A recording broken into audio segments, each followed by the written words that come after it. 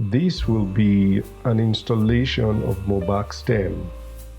If you want to use another sort of an IDE, but it's not really an IDE, right?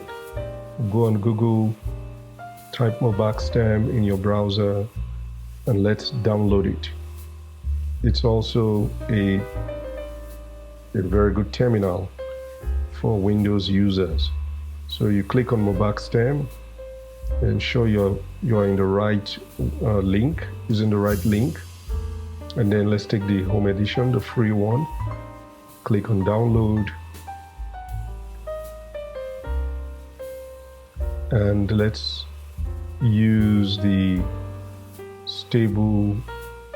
previous stable edition. That's the portable version 24. Let's click on that and wait for it to download.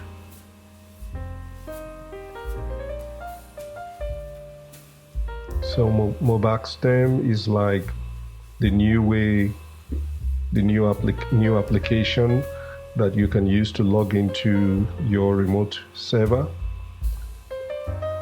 Previously, a lot of people were using Putty, but Mobaxterm makes it easier for that to happen.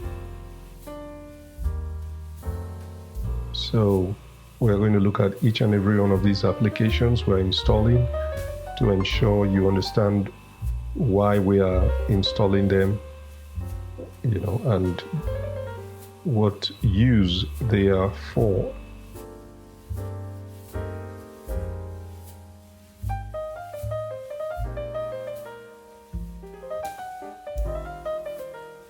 The download is completed. We can close that terminal. We'll go straight to where we've downloaded it. Double click to get the file out. Right, the Mobaxterm file we can now extract. When you double click, it will show you the option to extract. So click on extract, and it extracts the actual application, and then when you double click on that, the application opens up. So pretty simple installation and setup process. So here you go. This is Mobaxterm. You have the light view or the dark view or dark mode. I prefer the dark mode, so I'm going to use that. And you can create a new session, right? And choose either SSH or use your shell, right? Any one of the options that suits your project you use. But we are also going to look at the way we can use these various options. But now it's just installation, right? That's what we're interested in.